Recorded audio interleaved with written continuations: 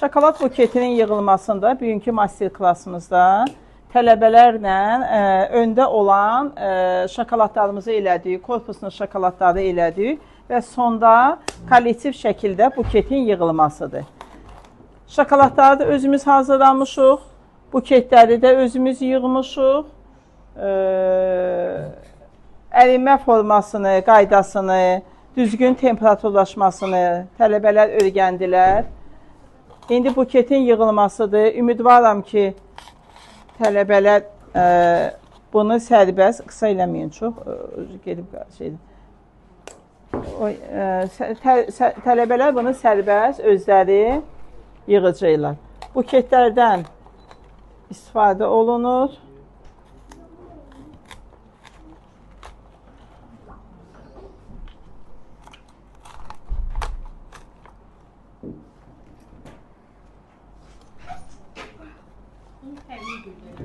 Bunu təbii güllə, bəli, sifarişçiyə baxır, deyir təbii güllə yığın, olur, elə də olur.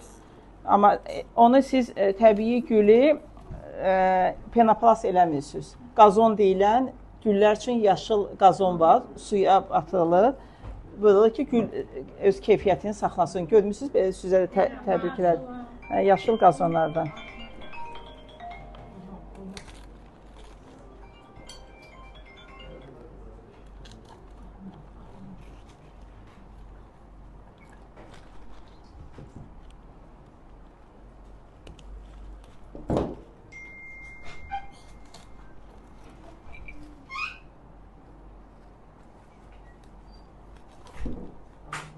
Qızlar, gülləri, konfetləri yaxşı yapışdırın, qopmaz.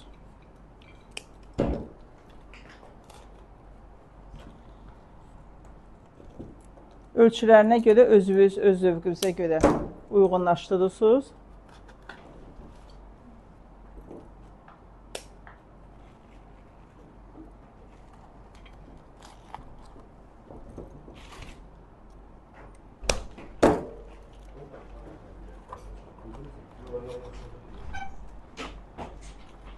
Hazırdır güllərdən. Qızlar, verin mənə.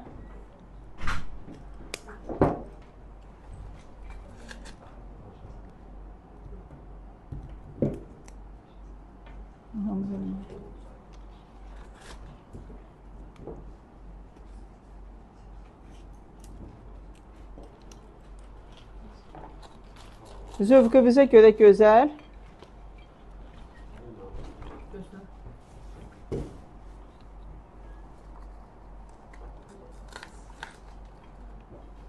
Yarpaqlarla da bəzəyəcəyik. Güllər var, qızlar, verirsiniz.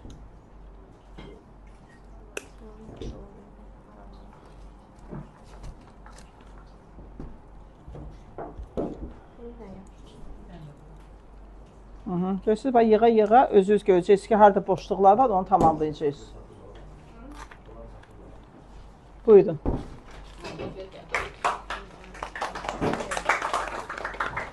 Təşəkkür edirəm, çox sağ olun. Biraz da yarpaqla, güllərlə, güllərin uyğunluğunu özünüz uyğun gətirməlisiniz. Əgər gümüşü rəngində güllər eləyirsə, onu açıcı bir süni güllərdən istifadə olunur. Təbii güllərdən də istifadə eləyə bilərsiniz. Özünüz hazırlayın, özünüz getdiyiniz qonaq yerlərində təqdim eləyin.